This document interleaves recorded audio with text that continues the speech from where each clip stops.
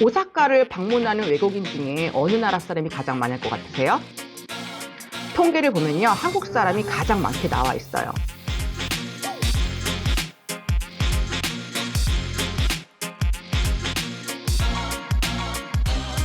안녕하세요. 문콘 김프로입니다.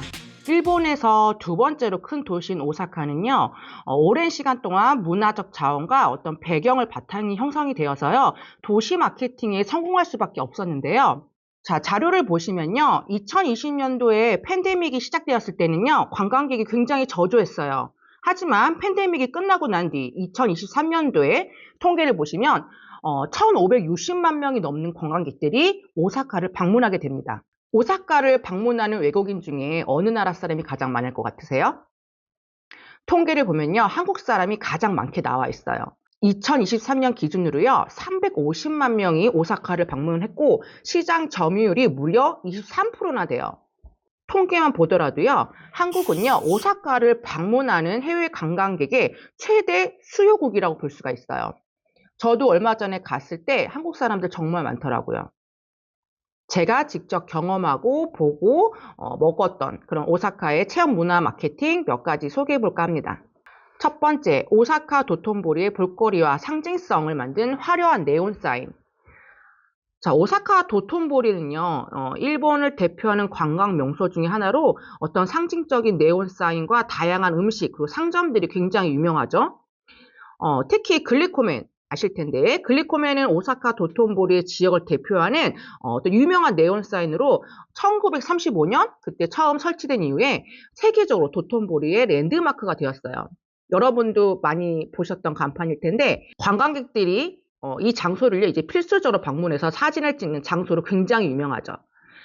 그 외에도요, 굉장히 많은 다양한 네온 사인들이 있는데, 방문객들이 시각적으로 봤을 때는 굉장히 재미있고 볼거리도 제공하고 또 SNS에 공유를 하면서 자연스럽게 이게 입소문이 날 수밖에 없어요.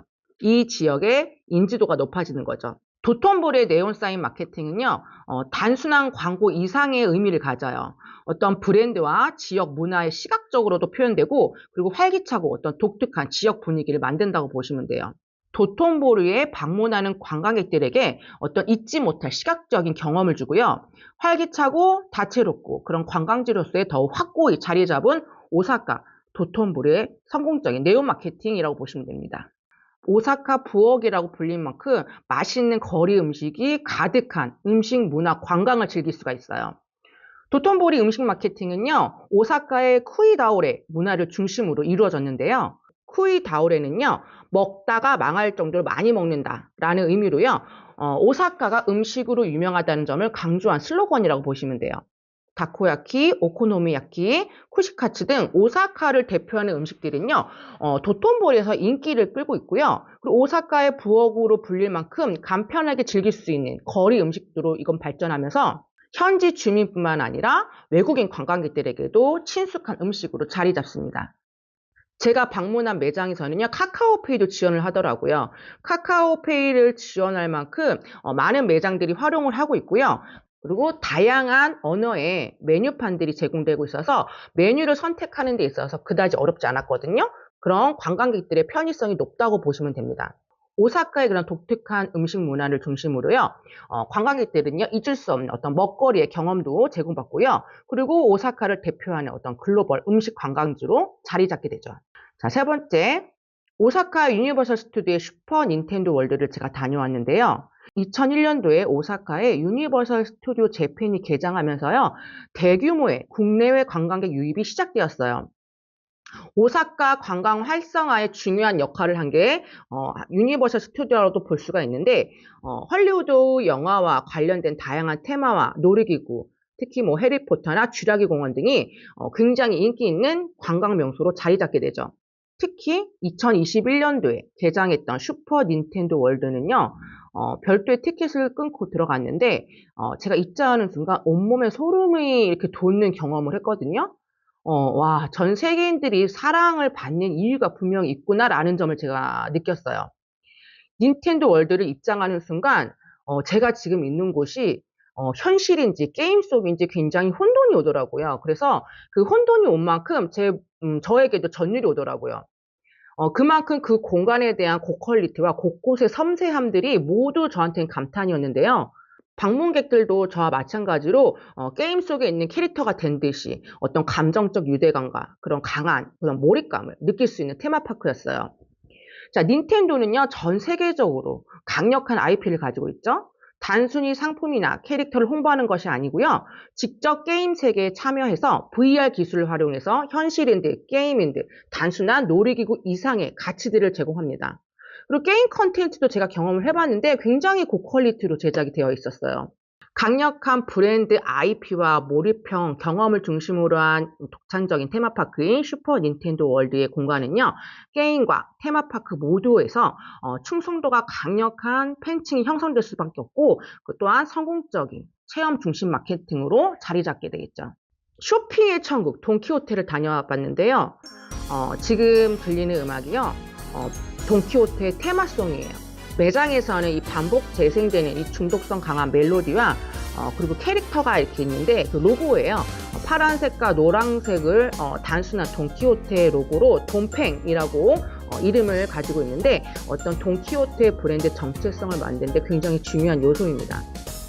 오사카는 밤문화와 활기찬 도시로 유명한데요. 이런 소비자들이 언제든지 쇼핑할 수 있도록 24시간 영업하는 것이 또 장점 중 하나입니다.